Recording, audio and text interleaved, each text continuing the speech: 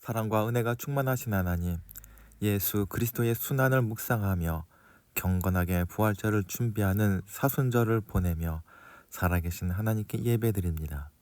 사순절 동안 예배할 때에 저희에게 큰 자비와 은혜를 베푸셔서 예수님의 구속의 은혜를 체험할 수 있게 하시고 십자가에서 흘리신 주님의 보혈이 저희 혈관에도 흐르게 하여 주옵소서. 예수님께서 저희를 위하여 걸어가신 고난의 발자취를 또한 따라가게 하여 주옵소서. 그리하여 오직 십자가의 은혜로 구원을 받는 신비와 섭리를 확신하게 하여 주옵소서. 이 시간 성령 하나님께서 우리와 함께하여 주시길 조용히 간구합시다.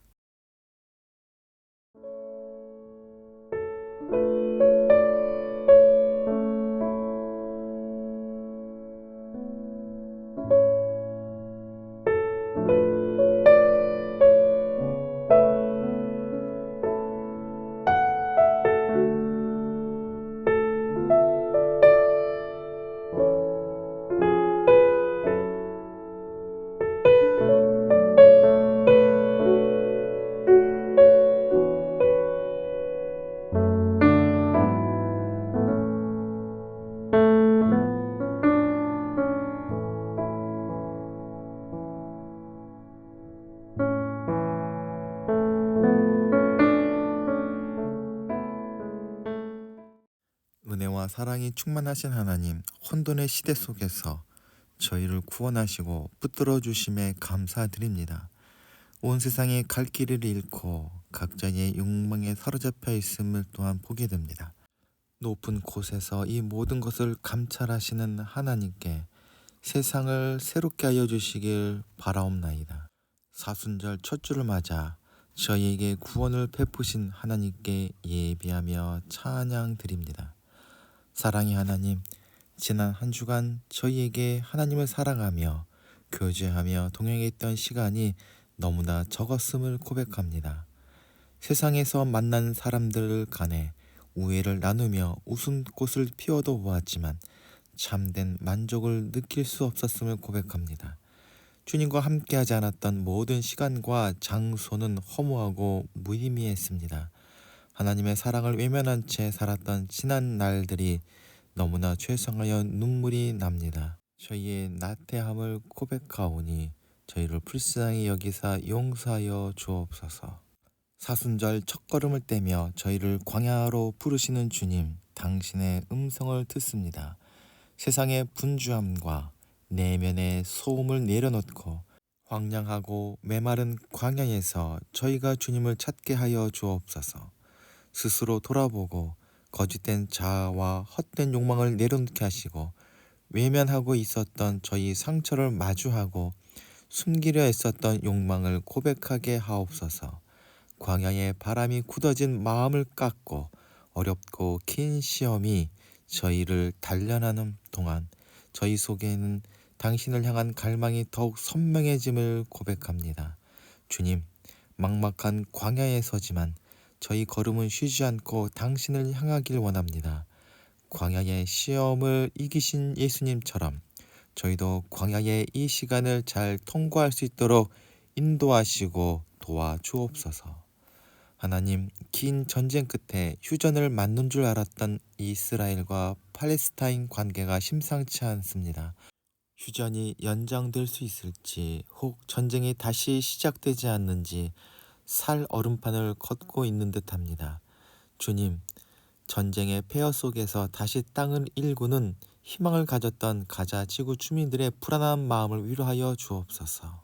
이스라엘과 팔레스타인 시민들이 서로 손을 잡고 힘을 합해, 그리고 전 세계의 평화를 바라는 모든 이들의 마음을 합해 이 폭력과 전쟁을 종식시킬 수 있도록 인도하여 주시옵소서. 이한 공동체 식구들을 위하여 기도하오니 주님의 은혜를 간절히 바라는 마음으로 예배하는 공동체 식구들과 가정에 함께하여 주옵소서. 주님의 말씀을 듣는 가운데 하늘의 평화를 누리게 하시고 저희 삶에 하나님의 나라를 구하는 기도들마다 응답하여 주옵소서. 세우신 거룩한 빛 등대의 교회도 날로 든든히 세워주시사 함께 모여 기도할 때마다 하나님의 나라가 더욱 넓게 퍼져가게 하여 주옵소서. 주호군도 강건케 하시사 하나님이 예비하신 대로 하나님의 나라를 이루며 세상을 복되게 하는 아름다운 사람으로 장성하게 하여 주옵소서. 주님의 은혜로 세워진 문봉 책방소가 나아가는 길 가운데 함께하여 주셔서 복음을 전하며 생명을 나누는 아름다운 가게로 든든히 세워져 가게 하여 주시옵소서. 우리 구주 예수 그리스도의 이름으로 기도하옵나이다. 아멘.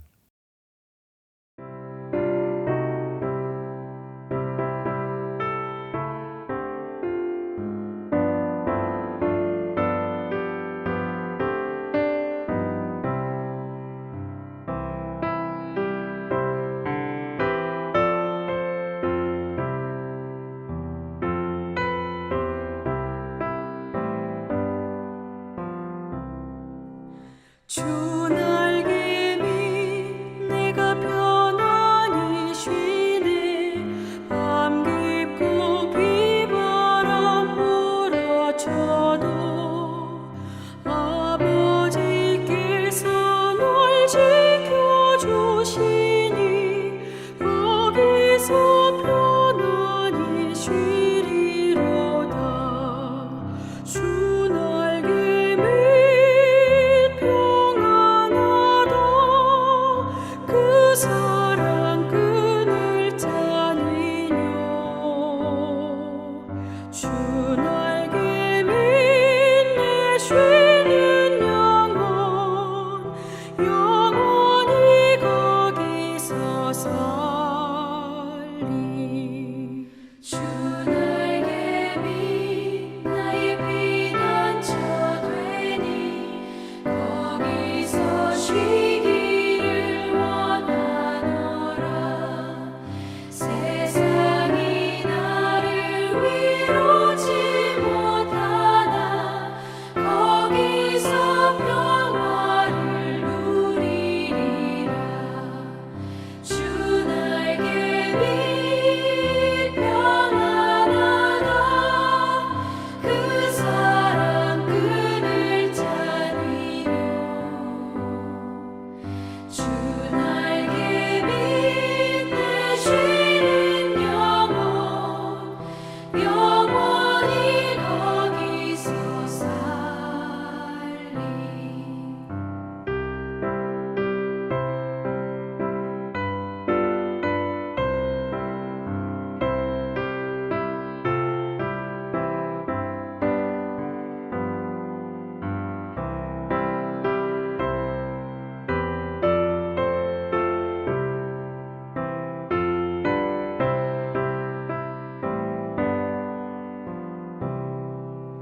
주 날개 밑 참된 기쁨이 있네.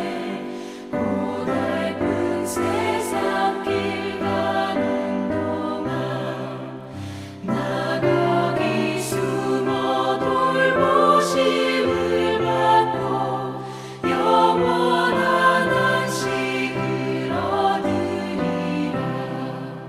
주 날개 밑 평안하다.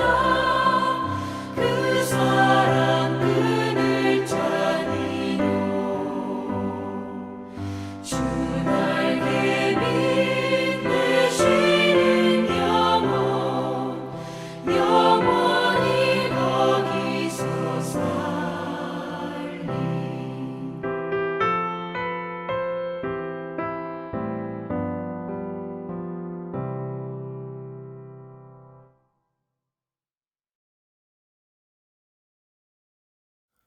오늘 우리에게 주시는 하나님의 말씀은 누가복음 4장 1절부터 13절까지의 말씀입니다. 예수께서 성령으로 가득하여 요단강에서 돌아오셨다. 그리고 그는 성령에 이끌려 광야로 가셔서 40일 동안 악마에게 시험을 받으셨다. 그동안 아무것도 잡수시지 않아서 그 기간이 다하였을 때에는 시장하셨다. 악마가 예수께 말하였다. 내가 하나님의 아들이거든 이 돌더러 빵이 되라고 말해 보아라. 예수께서 악마에게 대답하셨다. 성경에 기록하기를 사람은 빵만 먹고 사는 것이 아니다 하였다. 그랬더니 악마는 예수를 높은 데로 이끌고 가서 순식간에 세계 모든 나라를 그에게 보여주었다. 그리고 나서 악마는 그에게 말하였다. 내가 이 모든 권세와 그 영광을 너에게 주겠다. 이것은 나에게 넘어온 것이니 내가 주고 싶은 사람에게 준다. 그러므로 내가 내 앞에 엎드려 절하면 이 모든 것을 너에게 주겠다. 예수께서 악마에게 대답하셨다. 성경에 기록하기를 주 너의 하나님께 경배하고 그분만을 섬겨라 하였다. 그래서 악마는 예수를 예루살렘으로 이끌고 가서 성전 꼭대기에 세우고 그에게 말하였다. 내가 하나님의 아들이거든 여기에서 뛰어내려 보아라. 성경에 기록하기를 하나님이 너를 위하여 자기 천사들에게 명해서 너를 지키게 하실 것이다 하였고 또한 그들이 손으로 너를 떠받쳐서 너의 발이 돌에 부딪히지 않게 할 것이다 하였다. 예수께서 악마에게 대답하셨다. 성경에 기록하기를 주 너의 하나님을 시험하지 말아라 하였다. 악마는 모든 시험을 끝마치고 물러가서 어느 때가 되기까지 예수에게서 떠나 있었다. 아멘.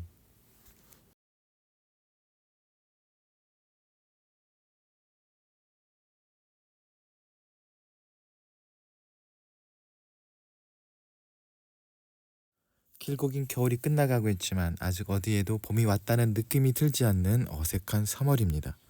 그러나 봄이 가까이 오고 있음을 의심하는 사람은 없을 것입니다. 이와 같이 예수 그리스도께서 우리 구원을 완성하셨지만 안타깝게도 세상 모든 사람은 이 구원을 알지도 누리지도 못하고 있습니다. 사순절 시간을 보내고 부활절을 맞이하는 이 기간을 통해서 모든 그리스도인들이 예수 그리스도의 순환과 죽으심이 우리에게 어떤 의미인지 묵상하고 아울러 이 복된 소식을 듣지 못한 세상 모두에게 전하는 제자의 사명을 감당하기 소망합니다. 지금은 사순절 기간입니다. 특별히 사순절은 우리를 구원하시기 위해 십자가 고난의 길을 걸어가신 예수님을 기억하는 절기입니다. 그래서 이 기간에 그리스도인들은 참회와 기도, 연단과 인내, 복종과 제자의 길을 성찰하는 시간을 갖습니다. 사순절에는 40일이라는 뜻이 있는데 이 40이라는 숫자는 성경 안에서 깊은 의미를 갖고 있습니다. 해방된 이스라엘이 가나안 땅에 들어가기까지 광야를 방황하던 시간이 40년이었고 이세벨을 피해 도망하던 엘리야가 광야로 들어가 호렙산에 이르기까지 40일이 걸렸습니다. 또한 모세가 시내산 위에서 하나님과 함께했던 날짜도 40일이었습니다. 무엇보다 이 사순절의 직접적인 유래는 주님께서 시험을 받으실 때 광야에 머무린 시간이 40일이었다는 것입니다. 그래서 교회는 예수님의 광야 시험 이야기를 읽으면서 사순절의 여정을 시작합니다. 오늘 본문은 예수님께서 성령으로 가득하셨다라고 시작합니다. 이것은 요단강에서 세례를 받으신 결과입니다. 모든 공관 복음에서 세례 때 하늘이 열리고 주님께 성령님이 임했다 선언합니다. 이러한 설명은 우리를 당황스럽게 합니다. 대부분 기독교인들은 자신이 시험 받는 이유가 나태한 신앙으로 인해서 성령님께 소홀했기 때문이라 생각합니다. 성령님으로 가득한 상태라면 분명 우리 삶은 기쁨과 능력이 가득하고 마귀는 얼씬도 못할 것이라 생각합니다만 성령님으로 가득하셨던 예수님께서 광야로 이끌리셨고 악마가 찾아와 시험을 겪게 된 이야기는 당황스럽게 들립니다. 즉 성령님으로 가득하다는 것은 평안하고 안락한 상태에 이르렀다는 의미가 아닙니다. 성령님으로 가득하다는 것은 하나님의 인도하심에 대해 완벽하게 따른다는 것을 의미합니다. 성부 하나님은 자신의 자녀를 응석바지로 머물게 하시는 분이 아니라 자신의 위대한 사명을 감당할 사람으로 세우십니다. 그 부르심을 깨닫고 응답할 수 있도록 하시는 분이 성령님이십니다. 그리고 우리가 눈여겨볼 것은 누가는 특별히 예수님의 세례 이야기와 시험 받으신 이야기 사이에 주님의 족보를 끼워 넣습니다. 그 족보의 모양도 특별한데 마태는 조상 아브라함에서 예수님으로 내려가는 평범한 순서의 족보를 기록하였다면 누가는 예수님에게서 시작하여 아브라함을 거쳐 아담과 하나님께까지 올라가는 역순의 족보를 기록합니다. 추측건대 이것은 세례 때에 너는 내 사랑하는 아들이라 라고 선하는 하늘의 소리와 관련이 있고 아울러 예수님의 시험에서 아담의 시험을 연상시킵니다. 그러나 시험을 받았다는 점에서 둘은 동일하지만 아담과 달리 주님은 시험을 이기셨습니다. 그리스도인들은 시험하는 자는 마귀 혹은 사탄이라 알고 있습니다. 그래서 우리 삶의 곳곳에 덫을 놓거나 함정을 파서 우리를 실족해 하고 넘어뜨린다 생각합니다. 에덴 동산에서 아담과 하와가 선악과를 따먹도록 유혹한 것은 뱀, 즉 사탄이었고 욥을 끔찍한 고통으로 몰아넣어 하나님을 저주하도록 시험한 자도 사탄이었습니다. 이 세상 어떤 사람도 제정신으로 사탄에게 시험을 받기를 원하고 그래서 사탄을 찾아가는 사람은 없을 것입니다. 그런데 성령님은 예수님을 광야로 이끌고 가셨습니다. 유대인들에게 광야는 결코 반가운 장소가 아니라 누구나 피하고 싶은 고난과 시험의 장소일 뿐입니다. 그렇다면 성령님께서 광야로 예수님을 이끌어갔다는 말은 이 시험은 마귀의 시험인 동시에 하나님의 시험이기도 함을 의미합니다. 성경의 다른 곳에서도 하나님께서 시험하시고 계심을 분명히 보여줍니다. 하나님께서 아브라함에게 아들 이삭을 제물로 바치라고 명령하셨고 출애굽 당시 광야에서 이스라엘 백성들에게 만나를 내리셨을 때 그것은 시험하기 위해서였다 기록합니다. 불같은 시험이라는 말처럼 시험은 시험 당하는 사람을 태웁니다. 얄팍하고 가식적인 것들은 다 불타 없어져 버리고 나면 그 사람의 중심이 드러나게 됩니다. 그것을 알기 위한 것이 하나님의 시험이며 사탄의 시험은 이와 달리 사람을 넘어뜨리고 실족시켜 사망에 이르게 하는 덫에 불과할 뿐입니다. 오늘 본문에서도 사탄은 예수님을 넘어뜨리고 자신의 노예를 삼으려 시도하지만 예수님이 어떤 분이신가만을 드러내는 결과를 낳게 됩니다. 이 이야기를 통해서 예수님의 제자된 우리는 우리에게 찾아오는 온갖 시험에 대해서 어떤 태도를 가져야 할지 생각해 봐야 할 것입니다. 예수님을 시험하려고 찾아온 자는 악마, 즉 사탄입니다. 유대인들에게 있어서 사탄은 하나님과 맞설 수 있는 적대적이고 강력한 신적 존재가 아니라 사람들을 유혹하고 하나님에게 꼼수를 부리는 불혹과 같은 존재입니다. 사탄은 인간을 찾아와 하나님 같은 존재가 될 수 있다고 꼬드기고 욥기에서 사탄은 욥의 진심을 알아낼 방도를 제한하는 모략가일 뿐이지 결코 절대적 존재가 아닙니다. 오늘 본문에서도 악마는 예수님을 공격하거나 대적하지 않고 예수님에게 자신이 하나님의 아들임을 증명할 수 있는 솔깃한 방법들을 제안합니다. 즉, 얼핏 들으면 악마는 예수님을 공격한 것이 아니라 주님께서 이 땅에서 이루실 사역들을 손쉽게 완수할 수 있는 기막힌 방법들을 제안한 것이라 할 수도 있을 것입니다. 그만큼 악마의 유혹과 시험은 그 속내를 간파하고 물리치기에 너무나도 어려운 것입니다. 하지만 성령님으로 가득하고 하나님의 온전하신 뜻이 무엇인지 이미 알고 계셨던 주님이셨기에 이 시험을 능히 이길 수 있었던 것입니다. 예수님께서는 광야에서 40일을 머무시면서 아무것도 잡수시지 않으셨습니다. 하루 이틀 굶는 것도 쉽지 않은 일인데 40일 금식은 인간의 한계를 넘어서 생사를 오고 가는 절박한 상태입니다. 배고픔이라는 가장 절박한 상황을 극한까지 경험한 주님께 돌들로 빵을 만들라는 제안은 거부할 수 없는 생존을 위한 유일한 방법이라 생각할 수밖에 없습니다. 아울러 이 땅에 배고픈 사람들을 생각한다면 이러한 제안은 당위성까지 갖게 될 것입니다. 이에 대해 예수님께서는 사람은 빵만 먹고 사는 것이 아니다라는 말씀으로 이 제안을 거절하십니다. 분명 빵은 소중한 것이며 특별히 배고프고 굶주린 사람들에게 빵은 그 무엇보다 절실한 것이 맞습니다. 그리고 예수님도 배고픈 무리들을 위해서 5병이어의 기적과 7병이어의 기적을 베풀기도 하셨습니다. 그러나 그것들은 예수님 자신이 하나님의 아들로 인정받기 위해서 한 것이 아니었습니다. 특별히 사도 요한은 5병이어의 이적을 행하신 이유가 하나님께서 우리에게 생명의 양식을 주신다는 진리를 깨닫기 위한 표적으로 삼기 위해서였다 설명합니다. 예수님께서는 이 답변을 통해서 사람이란 빵을 비롯한 양식을 먹고 사는 존재가 아니라 그 양식을 주시는 하나님 때문에 살아가는 존재라는 진리를 깨닫게 해주신 것입니다. 첫 번째 시험이 실패하자 악마는 예수님을 높은 곳으로 데려가서 세상 모든 나라를 보여줍니다. 그리고 이 모든 권세와 영광을 넘겨주겠다 제안합니다. 아울러 이것은 자기에게 넘어온 것이라 말함으로써 하나님과 대적하지 않습니다.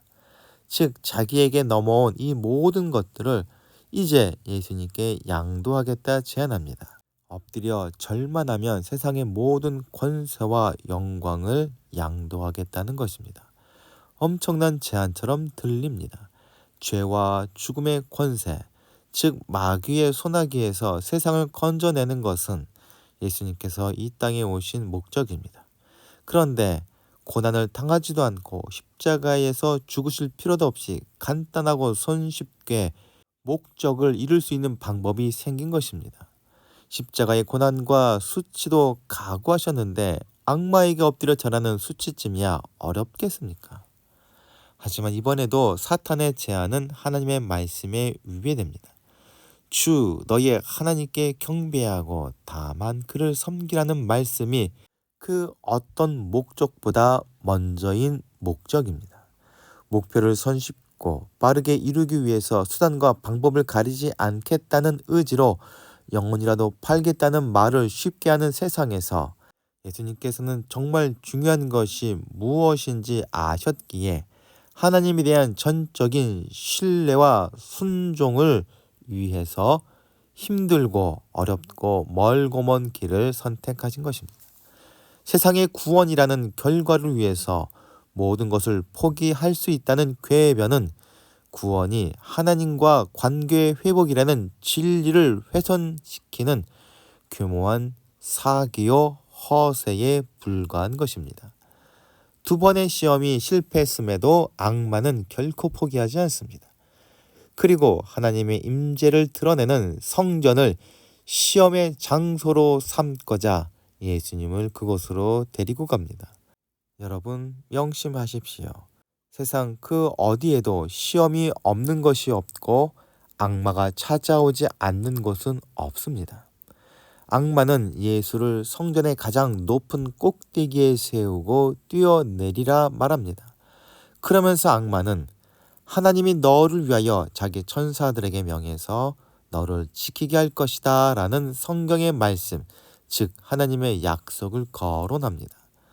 당신이 하나님의 보내심을 받은 그리스도라면 하나님의 말씀을 성취해 보이란 말입니다. 하나님의 약속이 신실하다는 것을 증명해 보이라는 것은 그리스도인이라면 결코 벗어날 수 없어 보이는 유혹입니다. 악마의 제안이 결코 순수한 것이 아니라는 사실은 덧붙인 전제에서 알 수 있습니다. 내가 만일 하나님의 아들이거든이라는 전제입니다. 보호하시겠다는 하나님의 약속을 믿고 높은 꼭대기에서 과감히 뛰어내릴 수 있는 믿음을 보이라는 것입니다. 그런 믿음 있는 행동을 보여서 성전에 모인 수많은 유대인들에게 하나님의 아들로 인정받으라는 제안입니다. 그러면 유대민족 전체가 예수님의 제자가 되어 세계 선교에 큰 도움이 될 수 있을 것이란 제안입니다. 그러나 이러한 시험에 예수님께서는 주 너희 하나님을 시험하지 말라 말씀하십니다. 하나님이 보호하실 것이라며 절벽에서 뛰어내리는 것은 믿음이 아니라 그 약속이 사실인지 아닌지 시험하는 것에 불과합니다. 증거를 요구하는 것은 못 믿는 자들의 불평에 불과합니다. 혹은 말씀을 믿기로 하나님을 내 뜻대로 움직여 보겠다는 오만한 발상에 불과합니다. 주님은 성전 꼭대기에서 뛰어내리지 않으십니다. 믿음이 없어서가 아니라 하나님을 온전히 신뢰하시기 때문에 하나님에 대한 어떤 시험도 필요 없으신 것입니다. 자신의 모든 제한, 즉 유혹과 시험이 거절당하자 악마는 떠날 수밖에 없었습니다. 악마는 하나님이 아닙니다. 사탄은 제한하고 유혹할 뿐입니다. 사람이 시험에 빠지고 넘어지는 것은 사탄의 능력이나 위력에 의해서 어쩔 수 없게 된 것이 아니라 스스로 선택한 결과일 뿐입니다. 그리고 영원한 시험 또한 없습니다. 긴 터널이라도 끝에는 출구가 있는 법입니다. 우리를 괴롭히고 넘어뜨리는 시험에는 끝이 분명히 있으며 성령님이 함께하는 모든 그리스도인은 시험을 능히 감당하고 이길 수 있음을 또한 명심해야 할 것입니다. 그러나 우리를 시험하는 악마가 떠나는 것 또한 잠시일 뿐입니다. 우리가 이 땅을 살아가는 동안 악마의 시험은 파도와 같이 끊임없이 다시 밀려올 것입니다. 어느 때가 되면 악마는 더욱 달콤하고 피할 수 없을 것 같은 제안을 들고 다시 찾아옵니다. 시험을 이기신 예수님과 달리 안타깝게도 가룟 유다는 시험에 넘어졌지만 그것은 자신의 선택이었고 예수님을 판 것은 악마가 아니라 가룟 유다 자신이었습니다. 그리고 그 악마는 오늘 우리에게도 찾아오고 있을 것입니다. 세 가지 시험은 예수님께서 하나님을 전적으로 신뢰하는 아들인 사실과 고난의 종으로서 고난과 죽음 가운데서도 하나님을 신뢰하며 그 사명을 수행할 것임을 보여주셨습니다. 시험의 과정에서 보여주신 그대로 예수님께서는 순종하는 아들로 하나님의 뜻을 성취하실 것입니다. 그리고 우리 스승 되신 예수님이 겪은 이 시험은 제자된 우리 또한 피할 수 없습니다. 우리가 기억해야 할 것은 성령님으로 가득하면 가득할수록 악마의 시험은 더 확실하게 찾아온다는 것입니다. 그러나 두려워하거나 걱정하지 않아도 될 것은 성령님께서 우리를 도우셔서 그 시험을 능히 이길 수 있도록 하신다는 점입니다. 하나님의 자녀요 예수님의 제자로 부름받은 예안공동체 식구들이 당하는 끝없는 고난과 시험은 우리가 하나님의 자녀임을 보여주는 것이므로 낙심할 이유가 없습니다. 즉 성도가 영적으로 살아가려고 하면 반드시 시험을 당하게 마련입니다. 그러니 성도의 삶은 시험 당하는 것이 이상한 것이 아니라 시험이 없는 것이 이상한 것입니다. 파도와 같이 밀려오는 고난과 시험을 하나님을 더욱 깊이 신뢰하는 기회로 삼고 제자로서 사명을 되돌아보는 계기로 삼는 예안공동체 식구들 되시길 소망합니다. 다 함께 기도하시겠습니다. 사랑과 은혜가 충만하신 하나님, 저희를 구원하시고자 이 땅에 오신 주님을 기억합니다. 그 구원을 이루기 위한 길 가운데 지나셔야 했던 광야에서 시험도 피하지 않으시고 이기셨음을 저희가 오늘 말씀 가운데 보았습니다.